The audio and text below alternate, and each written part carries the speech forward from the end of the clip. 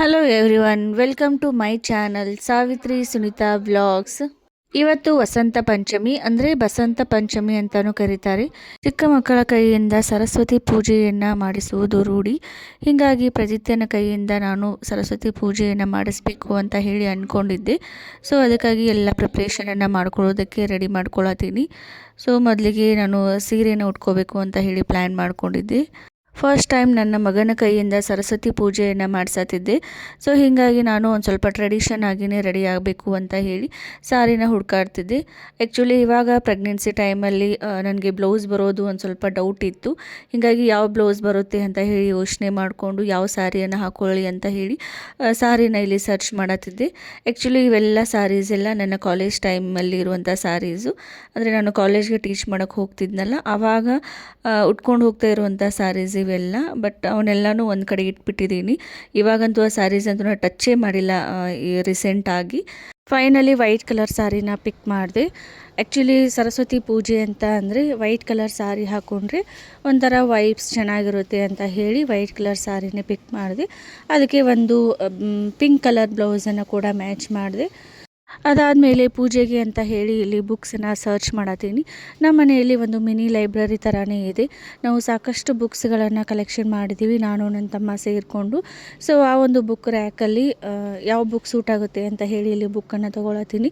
ನಮ್ಮ ಮನೆಯಲ್ಲಿ ರಾಮಾಯಣ ಬುಕ್ ಇದೆ, ಮಹಾಭಾರತ, ಆಮೇಲೆ ಭಗವದ್ಗೀತೆ, ಈ 3 ಥರದ ಬುಕ್ಸು ಇದ್ದಾವೆ. ನಾನಿಲ್ಲಿ ಪೂಜೆಗೆ ಅಂತ ಹೇಳಿ ಭಗವದ್ಗೀತೆ ಮತ್ತು ರಾಮಾಯಣ 2 ಬುಕ್ಸನ್ನು ತೊಗೊಂಡೆ. ಅದಾದಮೇಲೆ ಇಲ್ಲಿ ಡೆಕೋರೇಷನ್ಗೆ ಅಂತ ಹೇಳಿ ಒಂದು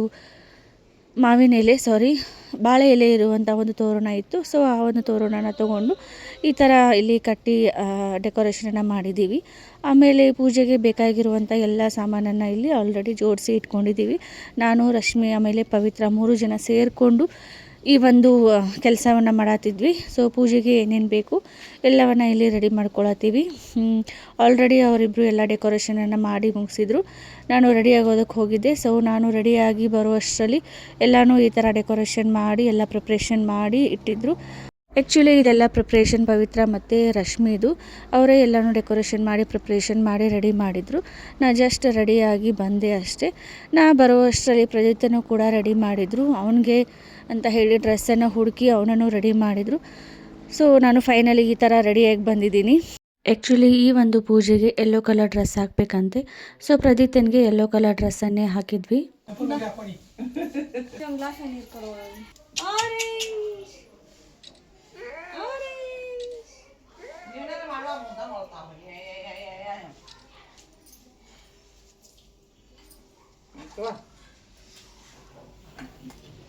ಶಬ್ಬ ಮಾಡ್ತೀರಾ? ಶಬ್ಬ ಮಾಡ ಏನು ಕೈತಾ ಹಿಂಗೆ ಇಲ್ಲಿ ನೋಡಿಲ್ಲ ಶಬ್ಬ ಮಾಡೋದು ಮಾಡಿ ಹಿಂಗೆ ಮಾಡಿ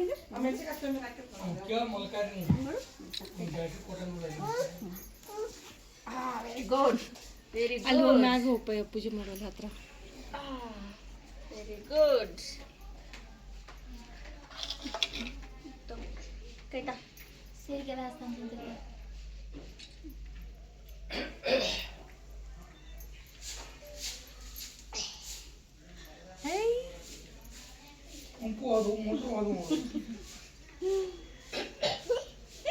ಇದಕ್ಕೆ ಕಡಿಮೆ ಒಂದು ಮಾತು ಸುಂಬಳಿ ಹೂವು ಕೊಡ್ರಿ.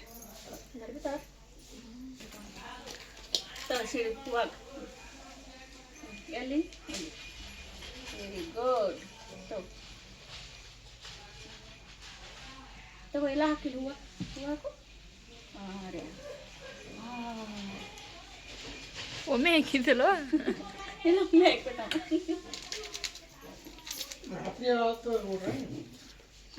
ನಾನು ಪಾರದು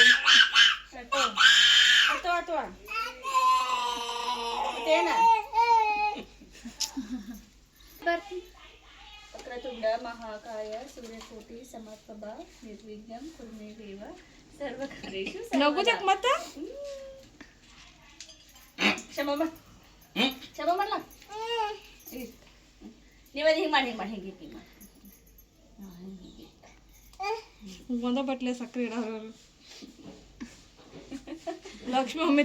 ಆ್ಯಕ್ಚುಲಿ ಈ ಒಂದು ಪೂಜೆಯನ್ನು ಯಾಕೆ ಮಾಡಬೇಕು ಅಂತ ಅಂದರೆ, ಈ ಒಂದು ಹಬ್ಬದ ಮಹತ್ವ ಏನು ಅಂತ ಅಂದರೆ, ಇದು ಹೊಸತನವನ್ನು, ಹೊಸ ಬೆಳವಣಿಗೆಯನ್ನು, ಹೊಸ ಚೈತನ್ಯವನ್ನು ಸೂಚನೆ ಮಾಡುತ್ತೆ ಅಂತೆ. ಅಂದರೆ ಇವಾಗ ಚಳಿಗಾಲ ಮುಗಿದು ವಸಂತ ಕಾಲ ಶುರುವಾಗುವಂತಹ ಸಮಯ. ವಸಂತ ಕಾಲ ಅಂದರೆ ನಮಗೆಲ್ಲರಿಗೂ ಗೊತ್ತು, ಒಂದು ಹೊಸತನ, ಹೊಸ ಚೈತನ್ಯ.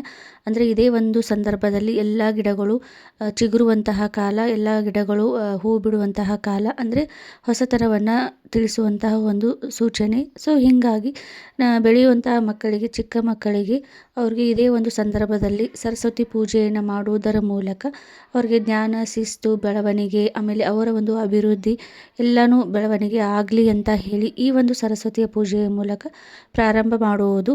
ಸೊ ಹೀಗಾಗಿ ಇದು ವಸಂತ ಪಂಚಮಿಯ ದಿನಾನೇ ಇದನ್ನು ಮಾಡಬೇಕು ಅಂತ ಹೇಳಿ ಹೇಳ್ತಾರೆ. ಸೊ ಹೀಗಾಗಿ ನಾನು ಇನ್ನು ಪ್ರದಿತ್ತನಿಗೆ ಅಕ್ಷರಾಭ್ಯಾಸ ಸ್ಟಾರ್ಟ್ ಮಾಡಿರಲಿಲ್ಲ.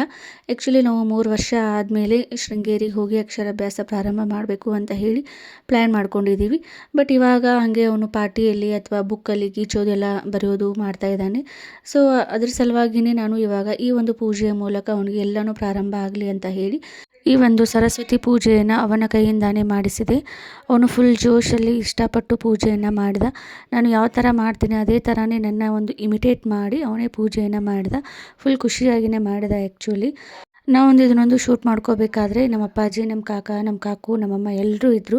ಬಟ್ ಅವನು ಯಾವುದಕ್ಕೂ ಡಿಸ್ಟರ್ಬ್ ಆಗದೆ ಅವನು ಇಷ್ಟದಂತೆಯೇ ಅವನು ಪೂಜೆಯನ್ನು ಮಾಡಿ ಅದಾದಮೇಲೆ ಒಂದು ಪೇಪರಲ್ಲಿ ನಾನು ಓಂ ಶ್ರೀ ಗಣೇಶಾಯ ನಮಃ ಅಂತ ಹೇಳಿ ಬರೆಸಿದೆ.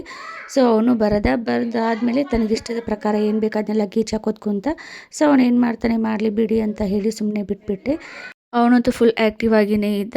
ಸೊ ಪೂಜೆ ಎಲ್ಲ ಮುಗಿದಾದ್ಮೇಲೆ ಅವನೇ ನಮಸ್ಕಾರ ಮಾಡಿದ ಬುಕ್ಸಿಗೆಲ್ಲಕ್ಕೂ. ಅವ್ನು ನಮಸ್ಕಾರ ಮಾಡೋದು ನೋಡಿ ನಮಗೆ ಶಾಕ್ ಆಯಿತು. ಸೊ ನಮಸ್ಕಾರ ಮಾಡಿ ಅದಾದಮೇಲೆ ಅಲ್ಲಿಂದಾನೇ ಒಂದು ಸ್ವಲ್ಪ ಪ್ರಸಾದ ತೊಗೊಂಡು ತನ್ನ ಹಣೆಗೆ ಬೊಟ್ಟನ್ನು ಇಟ್ಕೊಂಡ. ಸೊ ಎಲ್ರಿಗೂ ಫುಲ್ ಖುಷಿ ಆಯಿತು ಅವ್ನು ಮಾಡೋದು ನೋಡಿ. ಸೊ ಇದಾಗಿತ್ತು ನನ್ನ ಒಂದು vlog. Thank you so much for watching my YouTube channel.